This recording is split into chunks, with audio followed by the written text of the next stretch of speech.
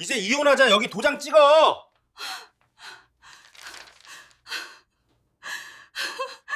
이제 이혼하자. 여기 도장 찍어.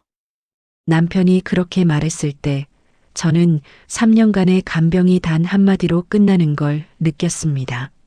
뇌출혈로 쓰러진 남편을 위해 회사를 그만뒀고 하반신 마비가 온 뒤에는 매일 요양원을 오가며 재활을 도왔습니다. 그가 다시 걸을 수 있을 거라는 희망 하나로 버텼고 그의 눈물을 닦아주며 괜찮아질 거라고 속삭였습니다. 그런데 그는 이혼을 통보했습니다. 이유도 제대로 말하지 않은 채 차갑게 등을 돌렸습니다. 저는 그때 몰랐습니다. 남편이 요양원을 나가 누군가를 만나고 있었다는 것을요. 제가 간병비를 대고 있는 동안 그는 다른 여자와 카페에서 커피를 마시고 있었다는 것을요. 그리고 곧 들어올 보상금과 땅 때문에 저를 지워버리려 했다는 것을요. 하지만 진실은 결국 드러나는 법입니다. 저는 그 모든 걸 알아냈고 법정에 섰으며 제 존엄을 되찾았습니다. 이건 복수 이야기가 아닙니다. 배신당한 한 여자가 어떻게 다시 일어섰는지에 관한 진짜 제 이야기입니다. 그날 비 오는 밤부터 모든 게 시작되었습니다. 이야기 시작 전 좋아요와 구독 부탁드립니다. 서유는 그날 밤을 평생 잊지 못할 것입니다. 아니, 정확히 말하자면 그날까지의 모든 날들을요.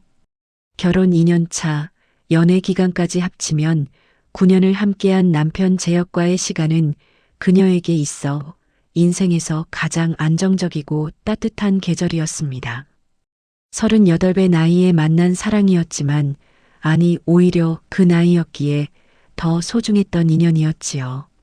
재혁은 처음 만났을 때부터 다정했습니다. 맞선 자리에서 그는 서윤의 말을 경청했고 커피잔이 비면 조용히 따뜻한 물을 권했으며 헤어질 때는 택시를 잡아주면서 문자 한 통을 보내달라고 부탁했습니다. 집에 무사히 도착했다는 짧은 답장에 그는 다행이에요. 오늘 만나서 정말 좋았습니다라고 답했고 서유는 그 정중하면서도 진심 어린 태도에 마음이 움직였던 것을 기억합니다. 교제가 시작되고 재혁은 변함없었습니다. 서윤이 야근으로 늦는 날이면 집 앞 편의점에서 기다렸다가 함께 걸어 들어갔고 주말이면 근처 공원을 산책하며 소소한 일상을 나눴습니다. 그는 큰 소리를 내는 법이 없었고 다투는 일도 거의 없었으며 서윤의 피곤한 표정을 먼저 알아채고는 오늘은 내가 저녁 차릴게요라고 말하는 사람이었습니다. 결혼식을 올렸을 때 서윤은 생각했습니다. 이 사람과 함께라면 평범하지만 행복한 노년을 맞을 수 있겠구나라고요. 재혁은 대기업 과장으로 안정적인 수입이 있었고 서윤 역시 중견기업 경리로 꾸준히 일해왔기에 두 사람의 살림은 넉넉하지는 않아도 불안하지 않았습니다. 아이는 없었지만 그것 때문에 서로를 탓하거나 조급해하지도 않았습니다. 그저 둘이서 차분히 서로를 보살피며 살아가면 그것으로 충분하다고 여겼습니다. 그런데 그해 가을, 재혁에게 사고가 일어났습니다. 회식 자리에서 돌아오던 길, 택시 안에서 재혁은 갑자기 쓰러졌습니다. 뇌출혈이었습니다. 응급실로 실려갔고 수술을 받았으며 의식은 돌아왔지만 왼쪽 팔다리에 마비와 언어장애가 남았습니다. 의사는 차분하게 설명했습니다. 재활치료를 꾸준히 받으면 일상생활은 가능할 수 있지만 직장 복귀는 어려울 거라고요. 최소 1년 이상의 집중 치료가 필요하며 그 기간 동안 누군가의 전폭적인 보살핌이 필요하다고 했습니다. 서유는 고민하지 않았습니다. 그녀는 회사에 휴직계를 냈고 재혁의 재활을 위해 모든 일정을 조정했습니다. 아침 6시에 일어나 재혁을 씻기고 식사를 챙기고 병원 재활치료에 동행했으며 밤에는 물리치료사가 알려준 운동법을 함께 반복했습니다. 재혁은 말이 어눌해졌지만 여전히 고마워했고 서윤의 손을 꼭 잡으며 눈물을 흘리기도 했습니다. 미안해요. 당신만 힘들게. 그렇게 중얼거리는 재혁을 보며 서윤은 다짐했습니다. 우리 함께 이겨내자. 우리는 할 수 있어. 그렇게 1년이 흘렀습니다. 재혁은 조금씩 회복했습니다. 지팡이를 짚고 걸을 수 있게 되었고 말도 느리지만 문장으로 할 수 있게 되었습니다. 그리고 그 무렵 재혁은 서윤에게 제안했습니다. 요양원에 들어가겠다고요. 더 이상 서윤에게 짐이 되고 싶지 않다고 전문가들의 관리를 받으면서 좀 더 체계적으로 재활하고 싶다고 말했습니다. 서윤은 처음엔 망설였습니다. 남편을 요양원에 보낸다는 것이 마치 의무를 저버리는 것 같아 마음이 무거웠습니다. 하지만 재혁은 진지했고 담당 의사도 환경 변화가 재활에 도움이 될 수 있다고 조언했습니다. 그래서 서윤은 재혁의 뜻을 받아들였습니다. 집에서 차로 40분 거리에 있는 시설이 깨끗하고 평가가 좋은 요양원을 알아봤고 재혁은 그곳으로 옮겨갔습니다. 그리고 서윤은 다시 일상으로 돌아갔습니다. 복직을 준비했고 주말마다 요양원을 찾아가 재혁과 시간을 보냈습니다. 재혁은 점점 더 건강해 보였고 표정도 밝아졌으며 서윤에게 당신 덕분에 다시 살았어요 라고 말했습니다. 그날도 그랬습니다. 11월의 어느 주말 서윤은 요양원을 찾아갔습니다. 재혁은 복도 끝 창가에 앉아 있었고 서윤이 다가가자 환하게 웃으며 손을 흔들었습니다. 두 사람은 요양원 안작은 카페테리아에서 차를 마시며 이런저런 이야기를 나눴습니다. 재혁은 최근 물리치료가 잘 되고 있다고 했고 조만간 지팡이 없이도 걸을 수 있을 것 같다고 기대에 찬 목소리로 말했습니다. 서윤은 그 모습이 기뻤습니다. 힘들었던 시간이 헛되지 않았다는 생각이 들었고 머지않아 재혁과 다시 예전처럼 나란히 걸을 수 있을 거라는 희망이 샘솟았습니다. 오후 4시쯤 서윤은 요양원을 나섰습니다. 재혁은 복도까지 나와 배웅했고 조심히 들어가요. 문자 주세요라고 말했습니다. 서윤은 고개를 끄덕이며 손을 흔들었고 엘리베이터 문이 닫히는 순간까지 재혁은 그 자리에 서 있었습니다. 차에 오른 서윤은 시동을 걸었습니다. 하늘은 잔뜩 흐렸고 기상청은 오후부터 비가 온다고 했지만 아직 빗방울은 떨어지지 않았습니다. 서윤은 내비게이션을 켜고 집으로 향했습니다. 40분 정도 걸리는 익숙한 길이었습니다. 그런데 고속도로에 진입하고 20분쯤 지났을 때 갑자기 빗줄기가 쏟아지기 시작했습니다. 앞 유리를 타고 흐르는 빗물에 시야가 흐려졌고 와이퍼를 최대로 올려도 앞차의 후미등이 겨우 보일 정도였습니다. 차들은 속도를 늦췄고 서윤도 조심스럽게 핸들을 잡았습니다. 그때였습니다. 앞쪽에서 갑자기 급제동 소리가 들렸고 붉은 브레이크 등이 일제히 켜졌습니다. 서윤은 재빨리 브레이크를 밟았지만 젖은 도로 위에서 차는 미끄러졌고 핸들을 꺾는 순간 옆 차선의 승용차와 가볍게 부딪혔습니다. 둔탁한 충격음이 울렸고 차는 길가로 밀려났습니다. 다행히 큰 사고는 아니었습니다. 서윤도 다치지 않았고 상대 차량 운전자도 무사했습니다. 두 사람은 차에서 내려 파손 부위를 확인했고 보험사에 연락했으며 경찰이 도착할 때까지 빗속에서 기다렸습니다. 비는 점점 더 세차게 내렸고 서윤의 옷은 금세 젖었지만 그녀는 담담하게 상황을 처리했습니다. 모든 절차가 끝난 건 2시간 뒤였습니다. 차는 견인되었고 서윤은 대리운전을 불러 집으로 돌아왔습니다. 현관문을 열고 들어섰을 때는 밤 9시가 넘어 있었습니다. 그녀는 젖은 옷을 벗고 뜨거운 물로 샤워를 했습니다. 온몸이 나른했고 긴장이 풀리자 피곤이 밀려왔습니다. 머리를 말리고 침대에 누웠을 때 서윤은 문득 생각했습니다. 오늘 정말 아찔했네. 조금만 더 심했으면 큰일 날 뻔했어. 그리고 그녀는 재혁에게 연락하지 않았다는 걸 깨달았습니다.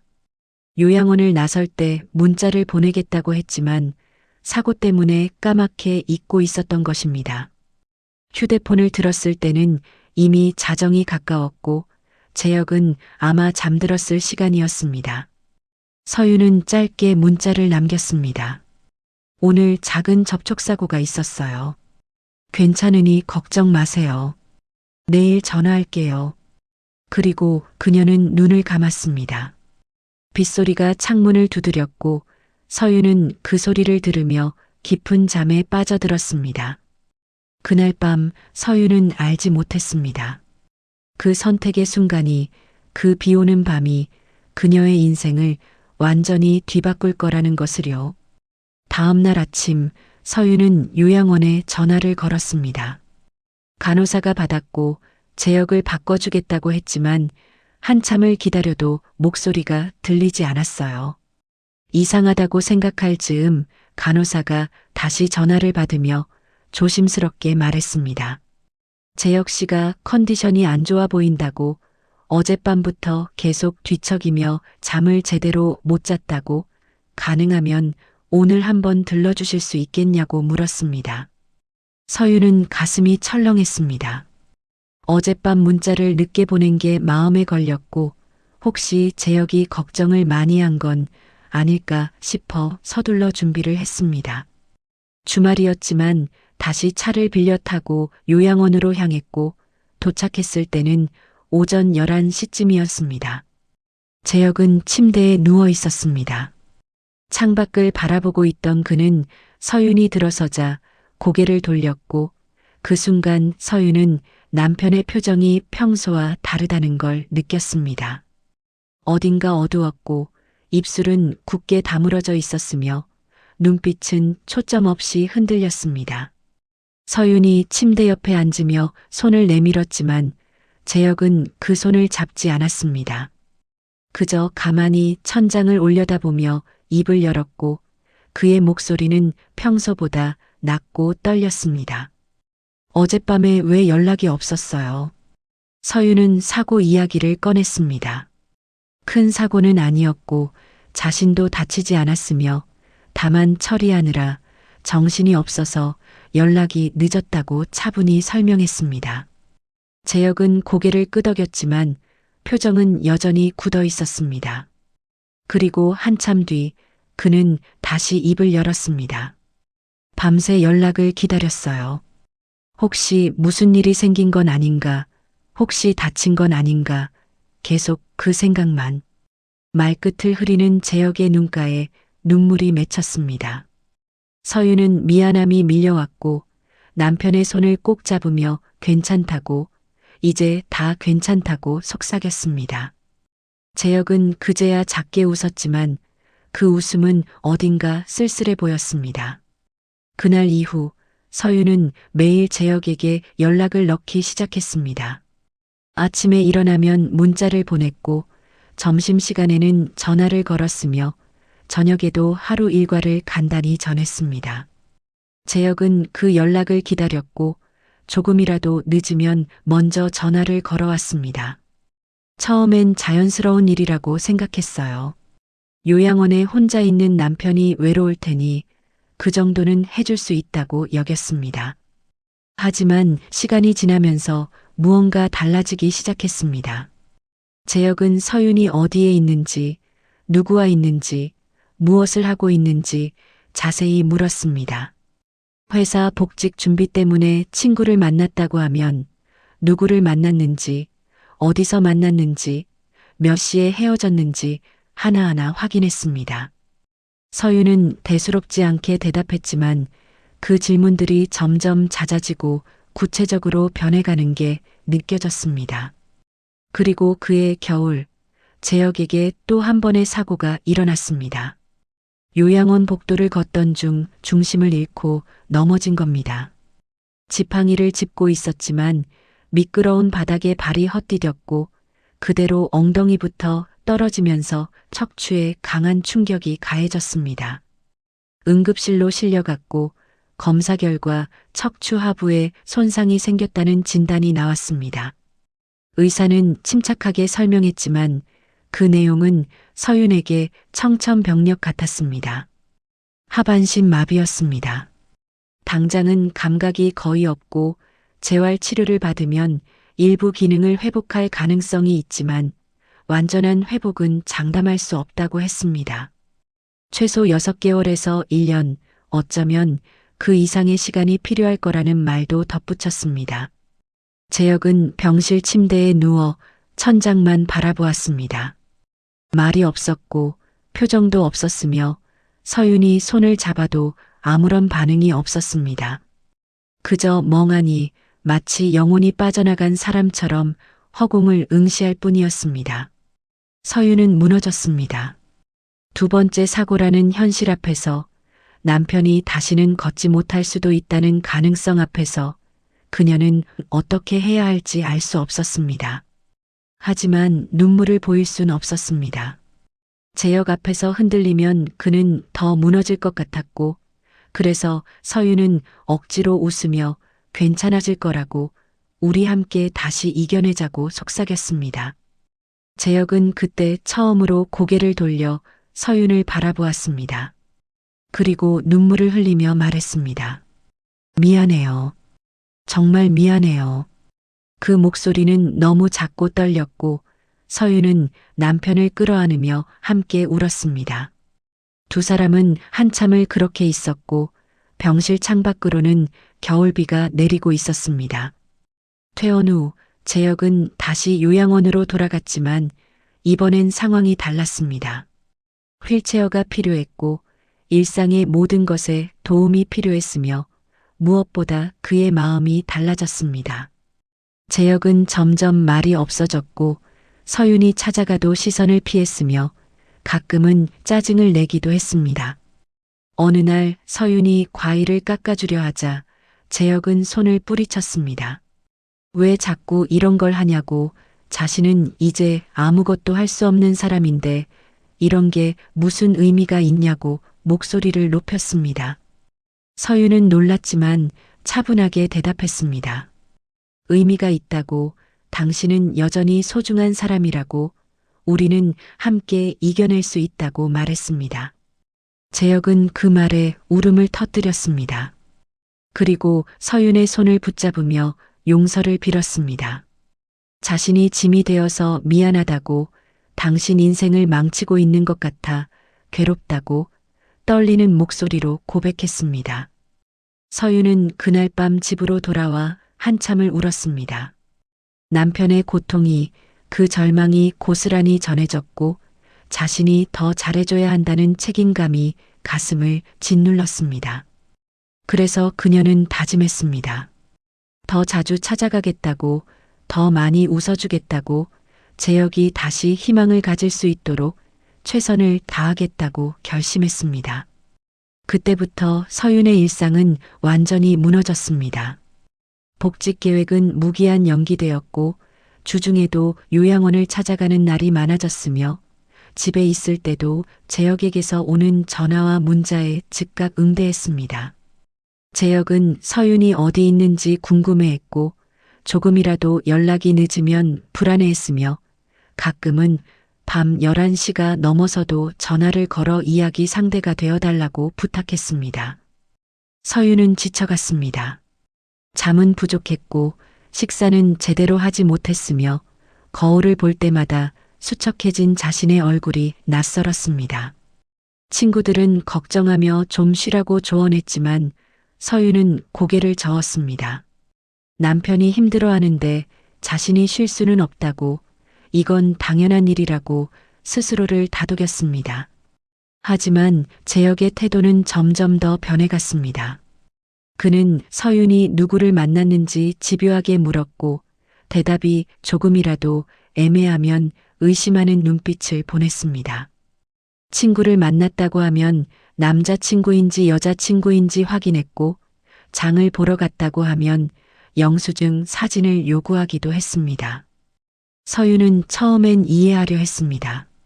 요양원에 갇혀 지내는 남편이 불안할 수 있다고, 그 정도는 들어줄 수 있다고 생각했습니다. 그런데 어느 날 재혁이 물었습니다. 어제 저녁 6시쯤 어디 있었어요? 서윤은 잠시 기억을 더듬었습니다.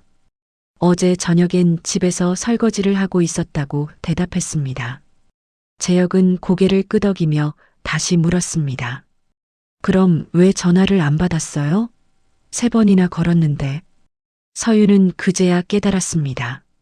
설거지를 하느라 휴대폰을 거실에 두고 왔었고 부재중 전화가 있었다는 걸 나중에 확인했다는 것을요. 그래서 사실대로 설명했지만 재혁의 표정은 풀리지 않았습니다. 정말 집에 있었던 거예요? 혼자? 그 질문에 서윤은 말문이 막혔습니다. 재혁은 자신을 의심하고 있었습니다. 어딘가에 나가 있었던 게 아닌지, 누군가를 만난 건 아닌지 그렇게 의심하고 있었던 겁니다. 서윤은 차분하게 하지만 단호하게 대답했습니다. 집에 혼자 있었다고, 자신을 믿어달라고 말했습니다. 재혁은 한참을 서윤을 바라보다가 고개를 돌렸고 더 이상 아무 말도 하지 않았습니다. 그날 이후 서윤은 불편함을 느끼기 시작했습니다. 재혁의 질문들이 점점 더 구체적으로 변했고 확인은 일상이 되었으며 서윤은 자신도 모르게 남편의 전화를 피하고 싶다는 생각을 하게 되었습니다. 하지만 그럴 수 없었습니다. 재혁은 아팠고 외로웠으며 서윤에게 기댈 수밖에 없는 상황이었습니다. 그래서 서윤은 참았습니다. 자신의 불편함을 덮어두고 남편을 이해하려 애쓰며 하루하루를 버텨냈습니다. 그리고 그렇게 또 한 해가 흘렀습니다. 그렇게 3년이 흘렀습니다. 재혁의 재활은 천천히 하지만 분명하게 진전을 보이고 있었어요. 담당 물리치료사는 서윤에게 고무적인 소식을 전했습니다. 하반신 감각이 조금씩 돌아오고 있고 꾸준히 치료를 받으면 보조기구를 이용해 서는 것까지는 가능할 수도 있다고 말했습니다. 완전한 보행은 어렵겠지만 최소한 휠체어에만 의존하는 상태에서는 벗어날 수 있을 거라는 희망적인 전망이었습니다. 서윤은 그 말을 듣고 처음으로 긴 숨을 내쉬었습니다. 지난 시간이 헛되지 않았다는 안도감이 밀려왔고 이제 조금씩 일상으로 돌아갈 수 있을 거라는 기대가 생겼습니다. 재혁도 달라 보였습니다. 표정이 밝아졌고 치료에 적극적으로 임했으며 서윤에게 고마움을 표현하는 일도 잦아졌습니다. 어느 봄날 재혁은 요양원 정원을 거닐며 서윤에게 말했습니다. 이제 곧 좋아질 것 같다고, 당신 덕분에 여기까지 왔다고, 평생 잊지 못할 거라고 했습니다. 서윤은 그 말에 눈시울이 뜨거워졌고 남편의 손을 꼭 잡으며 함께 웃었습니다. 햇살은 따뜻했고 정원에는 봄꽃이 피어나고 있었으며 그 순간만큼은 모든 게 괜찮아질 거라고 믿었습니다. 그런데 바로 그 다음 주였습니다. 서윤이 평소처럼 주말 오후에 요양원을 찾아갔을 때 재혁은 휠체어에 앉아 창밖을 바라보고 있었습니다. 서윤이 다가가 인사를 건넸지만 재혁은 고개를 돌리지 않았습니다.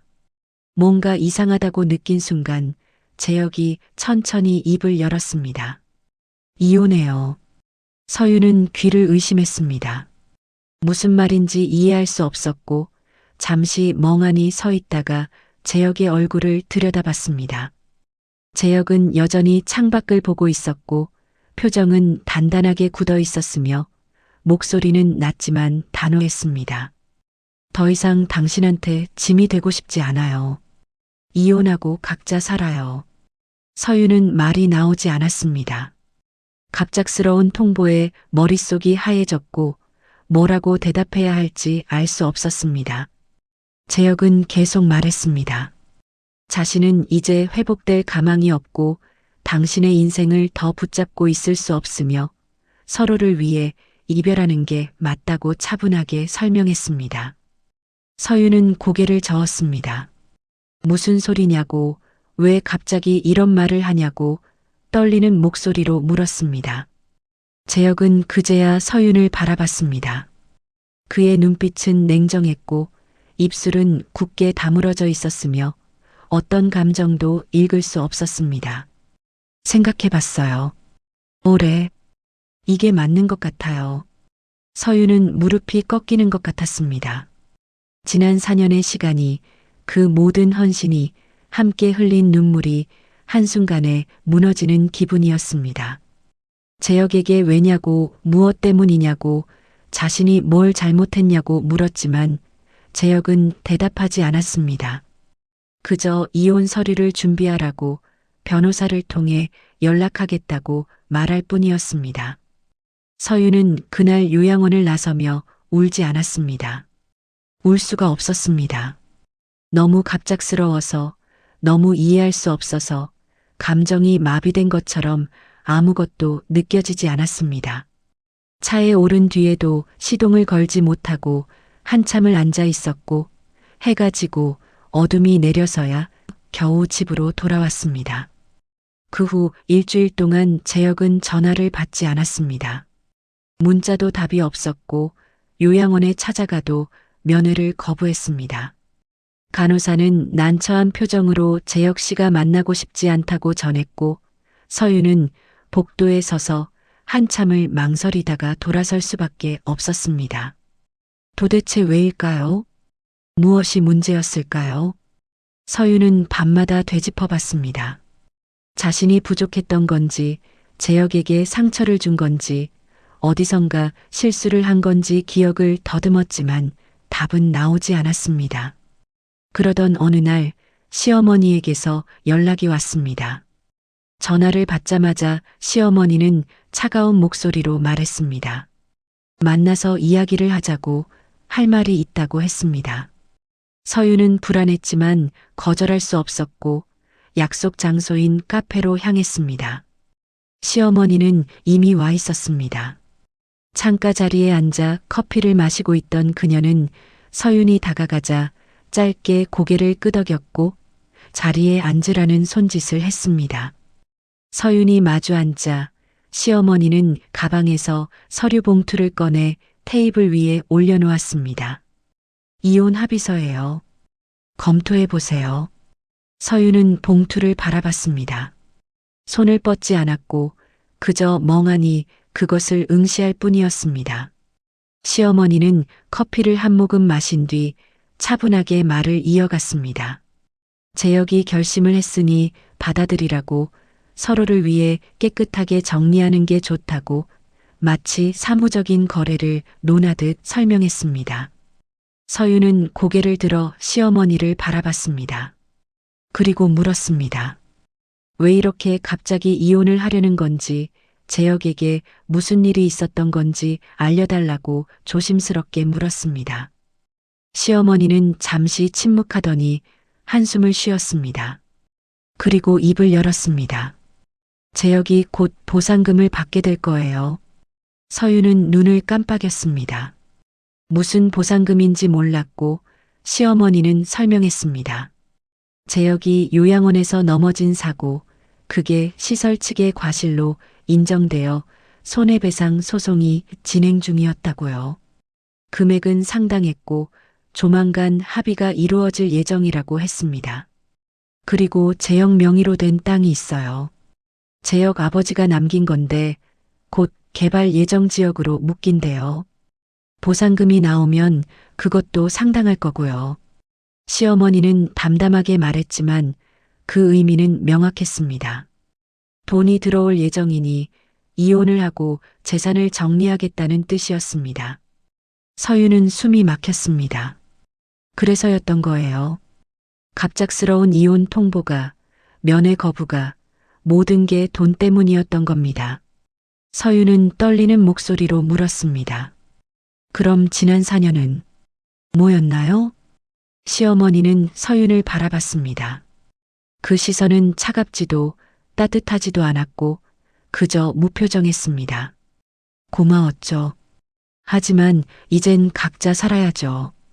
서윤 씨도 이해하실 거예요. 서윤은 아무 말도 할 수 없었습니다. 시어머니는 서류 봉투를 서윤 쪽으로 밀며 검토해보고 연락하라는 말을 남긴 뒤 자리에서 일어났습니다. 그리고 계산을 하고 카페를 나갔습니다. 서윤은 한참을 그 자리에 앉아 있었습니다. 테이블 위에 봉투를 바라보며 지난 시간들을 떠올리며 무엇이 진짜였고 무엇이 거짓이었는지 구분할 수 없었습니다. 재혁의 눈물이, 고마움이, 사랑한다는 말이 전부 거짓이었을까요? 아니면 진심이었지만 돈 앞에서 무너진 걸까요? 서윤은 알 수 없었습니다.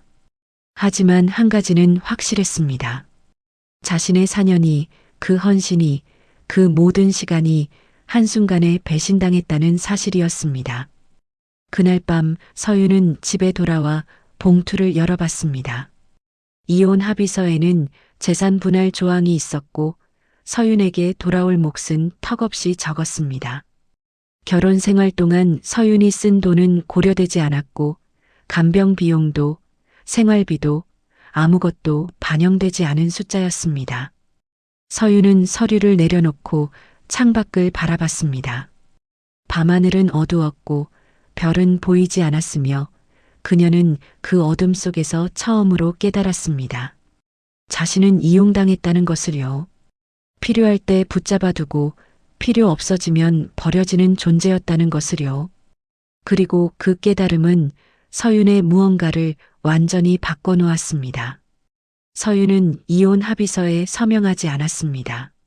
하지만 재혁을 만나러 가지도 않았어요. 그저 집에 머물며 지난 시간들을 곱씹었고 무엇이 잘못되었는지 천천히 되짚어보기 시작했습니다.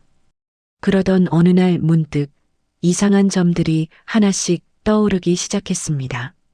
재혁이 요양원에 들어간 뒤 특히 하반신 마비가 온 이후에도 가끔 외출을 했었다는 사실이요. 물론 재활치료 차원에서 바깥 공기를 쏘이는 건 권장되는 일이었고 요양원 측에서도 보호자 동의하에 외출을 허락했습니다. 재혁은 한 달에 2~3번 정도 휠체어를 타고 나갔고 주로 근처 공원이나 카페에 다녀온다고 했습니다. 서윤은 그게 이상하다고 생각하지 않았습니다. 오히려 재혁이 스스로 의욕을 내는 것 같아 긍정적으로 봤었지요. 하지만 지금 다시 떠올려 보니 이상했습니다. 외출할 때마다 재혁은 혼자 가겠다고 했고 서윤이 동행하겠다고 하면 괜찮다며 정중히 거절했습니다. 혼자만의 시간이 필요하다고 당신까지 고생시키고 싶지 않다고 말했었지요. 서윤은 그 기억을 붙잡고 요양원에 전화를 걸었습니다.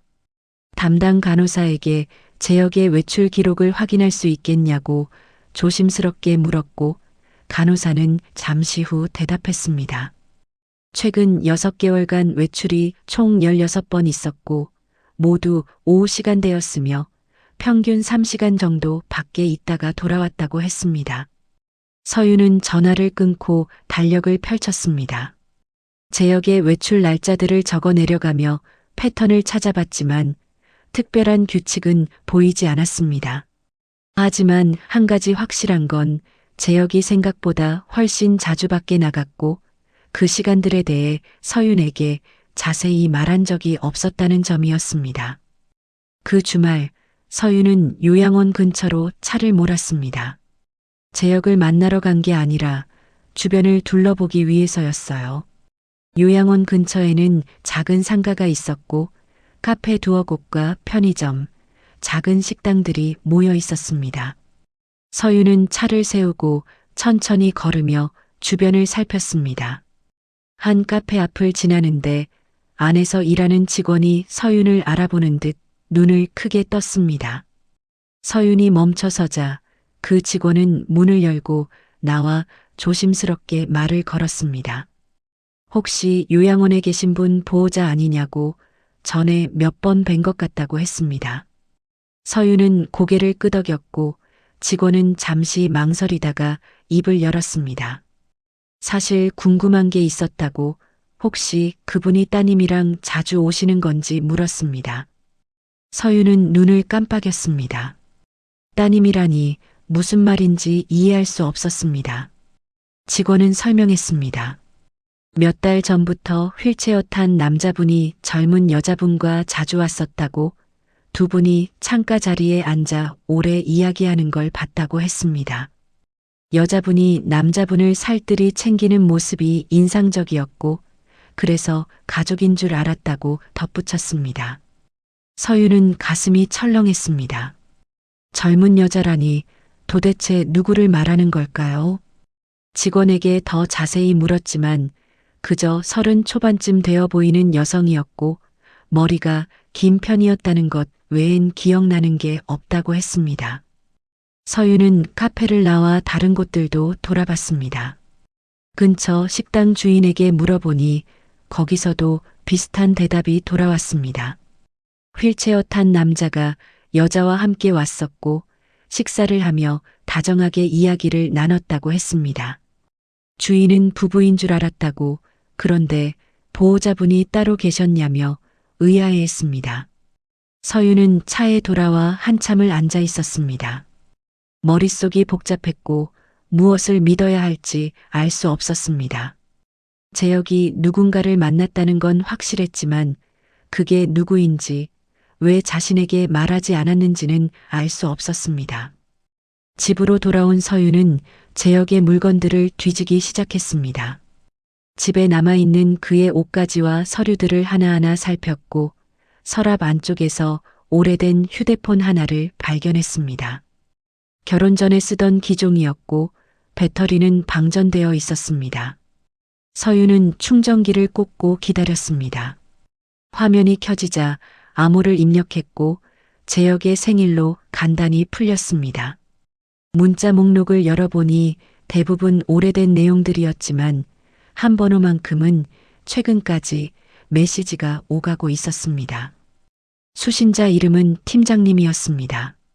하지만 내용을 읽어보니 직장 관련 대화가 아니었어요. 지극히 사적이고 친밀한 말들이 오갔고 만나자는 약속과 보고 싶다는 말들이 가득했습니다. 서윤은 숨이 막혔습니다. 스크롤을 내리며 날짜를 확인했고 가장 오래된 메시지는 4년 전으로 거슬러 올라갔습니다. 재혁이 첫 번째 사고를 당하기 전이었습니다. 그 순간 모든 게 명확해졌습니다. 재혁은 사고 전부터 누군가를 만나고 있었던 겁니다. 그리고 사고 후에도 요양원에 있으면서도 그 관계를 이어가고 있었던 거예요. 서윤이 헌신하는 동안, 서윤이 모든 걸 포기하고 간병하는 동안 재혁은 다른 누군가와 시간을 보내고 있었던 겁니다. 서윤은 휴대폰을 내려놓고 두 손으로 얼굴을 감쌌습니다. 분노도 슬픔도 아무것도 느껴지지 않았습니다. 그저 텅 빈 것 같은 공허함만이 가슴을 채웠습니다. 다음 날 서윤은 요양원 담당 물리치료사에게 전화를 걸었습니다. 재혁의 상태에 대해 궁금한 게 있다고, 잠깐 시간을 내줄 수 있겠냐고 물었고 치료사는 흔쾌히 동의했습니다. 카페에서 만난 치료사는 차를 마시며 재혁의 회복 상태를 설명했습니다. 예상보다 좋은 편이고 꾸준히 치료를 받으면 보조도구를 이용한 보행도 가능할 거라고 긍정적으로 평가했습니다. 서윤은 고개를 끄덕이며 듣다가 조심스럽게 질문을 던졌습니다.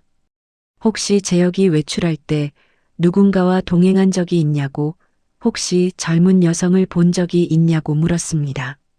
치료사는 잠시 생각하더니 고개를 끄덕였습니다. 몇 번 본 적이 있다고, 요양원 로비에서 재혁을 데리러 온 여성을 목격했다고 말했습니다. 정확히는 기억나지 않지만 재혁이 그 여성과 함께 나가는 걸 두어 번 봤다고 덧붙였습니다. 서윤은 그 여성이 누구였는지 아냐고 물었지만 치료사는 고개를 저었습니다. 다만 재혁이 그 여성과 이야기하는 모습이 편안해 보였고 웃는 얼굴이었다고 기억했습니다. 서윤은 치료사와 헤어진 뒤 차 안에서 한참을 멍하니 앉아 있었습니다. 모든 조각이 맞춰지고 있었습니다. 재혁의 갑작스러운 이혼 통보도, 면회 거부도, 시어머니의 차가운 태도도 이제는 이해할 수 있었습니다. 재혁은 처음부터 계획했던 겁니다. 서윤을 이용해 간병을 받고 회복의 기미가 보이자 다른 여자와의 미래를 준비했던 거예요. 보상금과 땅 문제는 그 결정을 확정짓는 계기였을 뿐, 진짜 이유는 따로 있었던 겁니다. 서윤은 핸들을 꽉 쥐었습니다. 손이 떨렸고 이를 악물었지만 눈물은 나오지 않았습니다. 대신 차갑고 단단한 무언가가 가슴속에서 자라나는 걸 느꼈습니다. 그날 밤 서윤은 오래된 휴대폰을 다시 켰습니다. 그리고 팀장님이라는 이름으로 저장된 번호를 인터넷에 검색했습니다. 몇 번의 시도 끝에 SNS 계정 하나를 찾아냈고 프로필 사진을 확대해 봤습니다. 30 초반으로 보이는 여성이었습니다. 긴 머리에 환하게 웃고 있는 얼굴이었고 최근 게시물에는 카페와 공원 사진들이 올라와 있었습니다. 그 배경들은 서윤이 며칠 전 돌아본 요양원 근처였습니다. 서윤은 화면을 오래 바라봤습니다. 그리고 천천히, 아주 천천히 입가에 미소를 지었습니다. 이제 알았으니까요. 이제 시작할 수 있으니까요. 서윤은 변호사를 만났습니다. 증거를 정리해 가져갔고 오래된 휴대폰과 문자 내역, 목격자 진술, 요양원 외출 기록까지 빠짐없이 준비했습니다. 변호사는 서류들을 꼼꼼히 살펴보더니 고개를 끄덕였어요. 충분히 싸울 수 있다고 재혁 측의 불합리한 재산 분할 요구를 반박할 근거가 충분하다고 말했습니다. 서윤은 이혼 소송을 제기했습니다.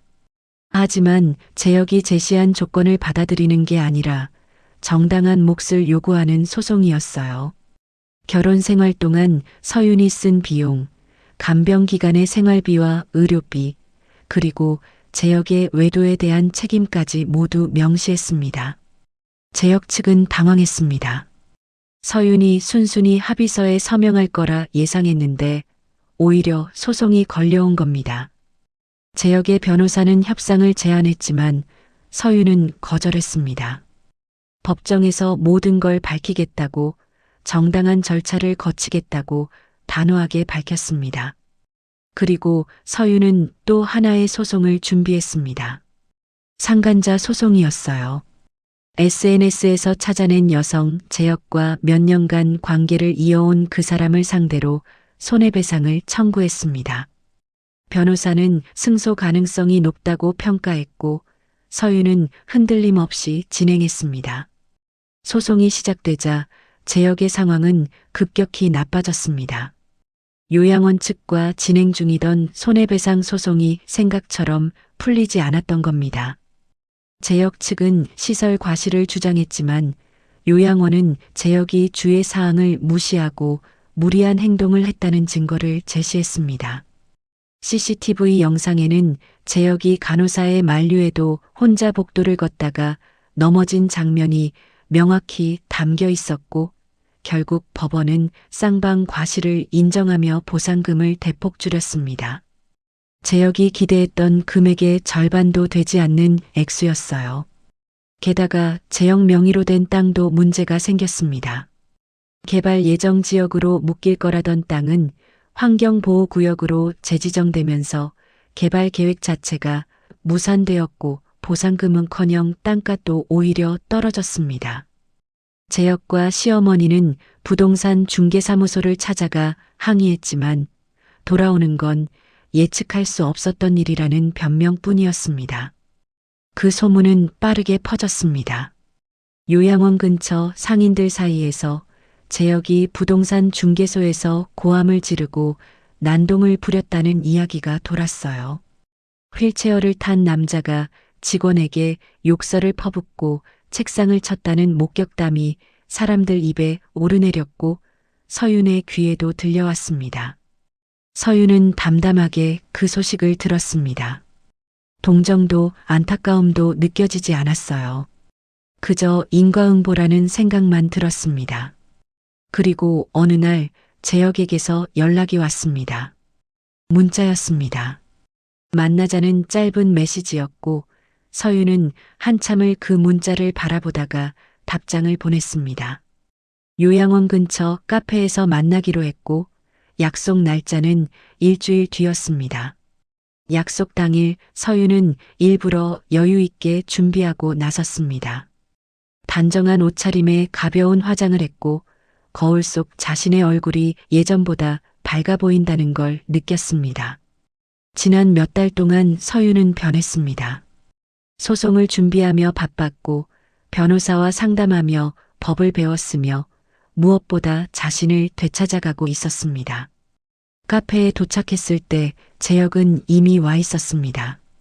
휠체어에 앉아 창밖을 바라보던 그는 서윤이 들어서자 고개를 돌렸고 그 순간 서윤은 남편의 얼굴이 많이 상했다는 걸 알아챘습니다. 수척해졌고 눈 밑에는 다크서클이 깊었으며 입술은 바짝 말라 있었습니다. 서윤은 마주 앉았습니다. 인사도 안부도 묻지 않았고 그저 가만히 재혁을 바라볼 뿐이었습니다. 재혁이 먼저 입을 열었습니다. 소송 취하해줘요. 서윤은 대답하지 않았습니다. 재혁은 계속 말했습니다. 이혼은 하되 재산 문제는 원래 합의대로 하자고 상간자 소송도 취하해달라고 떨리는 목소리로 부탁했습니다. 자신이 잘못했다는 걸 안다고 하지만 이렇게까지 할 필요는 없지 않냐고 물었습니다. 서윤은 그제야 입을 열었습니다. 당신은 4년 동안 저한테 뭘 했죠? 재혁은 말문이 막혔습니다. 서윤은 차분하게 하지만 단단한 목소리로 말을 이어갔습니다. 자신이 헌신하는 동안 당신은 다른 여자를 만났고 돈이 생길 거라는 기대에 이혼을 통보했으며 4년의 시간을 아무것도 아닌 것처럼 지워버렸다고 말했습니다. 재혁은 고개를 숙였습니다. 그리고 한참 뒤 작은 목소리로 변명을 늘어놓기 시작했습니다. 외로웠다고 요양원에 갇혀 지내는 게 너무 힘들었다고 그 여자는 위로가 되어줬다고 말했습니다. 서윤은 그 말을 듣고 있다가 조용히 물었습니다. 사고 나기 전부터였잖아요. 재혁의 얼굴이 굳었습니다. 서윤은 휴대폰을 꺼내 문자 내역을 보여줬고 재혁은 더 이상 아무 말도 할 수 없었습니다. 그는 손으로 얼굴을 가렸고 어깨가 떨렸습니다. 울고 있는 건지 분노하는 건지 알 수 없었지만 서윤은 더 이상 신경 쓰지 않았습니다. 서윤은 자리에서 일어났습니다. 그리고 마지막으로 말했습니다. 법정에서 봐요. 재혁이 뭐라 소리쳤지만 서윤은 돌아보지 않고 카페를 나섰습니다. 밖은 화창했고 봄바람이 불었으며 서윤은 깊이 숨을 들이마셨습니다. 소송은 6개월간 진행되었습니다. 재혁 측은 끝까지 외도를 부인했지만 서윤이 제시한 증거들은 명확했습니다. 법원은 재혁의 부정행위를 인정했고 재산 분할에서 서윤에게 유리한 판결을 내렸습니다. 상간자 소송 역시 서윤이 승소했고 상대 여성은 손해배상금을 지급하라는 판결을 받았습니다. 모든 게 끝났을 때 서윤은 변호사 사무실에 앉아 판결문을 바라봤습니다. 승소였습니다. 하지만 서윤이 느낀 건 승리의 기쁨이 아니었습니다. 그저 끝났다는 안도감이었고 이제 다시 시작할 수 있다는 해방감이었습니다. 서윤은 받은 돈으로 작은 카페를 열었습니다. 오래전부터 꿈꿔왔던 일이었지만 결혼 후 미뤄뒀던 계획이었어요. 카페는 집 근처 조용한 골목에 자리했고 인테리어는 심플하지만 따뜻했으며 창가 자리에서는 거리에 나무들이 보였습니다. 오픈 첫날 친구들이 찾아왔습니다. 축하 화분을 들고 온 그들은 서윤을 끌어안으며 잘했다고 고생했다고 속삭였습니다. 서윤은 웃으며 커피를 내렸고 함께 케이크를 나눠 먹으며 새로운 시작을 축하했습니다. 저녁 무렵 손님들이 돌아가고 혼자 남은 서유는 창가에 앉아 밖을 바라봤습니다. 해가 지고 있었고 하늘은 주황빛으로 물들었으며 거리엔 퇴근길 사람들이 오가고 있었습니다. 서유는 커피 한 잔을 만들어 천천히 마셨습니다. 따뜻했고 향기로웠으며 그 순간 서유는 깨달았습니다. 행복은 거창한 게 아니라는 것을요. 누군가를 원망하거나 복수하는 데서 오는 게 아니라 자신의 존엄을 지키고 다시 서는 데서 온다는 것을요. 재혁이 어떻게 지내는지, 그 여자가 어떻게 되었는지 서유는 더 이상 궁금하지 않았습니다. 그건 이제 자신의 삶과 무관한 일이었고 되돌아볼 필요가 없는 과거였습니다. 서유는 마지막 남은 커피를 마시고 잔을 내려놓았습니다. 그리고 카페 안을 둘러보며 작게 미소 지었습니다. 이곳이 자신의 새로운 시작이었습니다. 누구의 아내도 누구의 간병인도 아닌 그저 서윤으로 살아가는 삶이었습니다. 그리고 그것만으로 충분했습니다. 창밖으로 첫 별이 떠올랐고 서윤은 그 별을 오래 바라봤습니다. 내일은 또 어떤 손님이 올까요? 어떤 이야기들이 이 작은 공간을 채울까요? 서윤은 기대되었습니다. 인생은 아직 끝나지 않았고 오히려 지금부터가 진짜 시작이라는 걸 알았으니까요. 그렇게 서윤의 새로운 이야기가 시작되었습니다.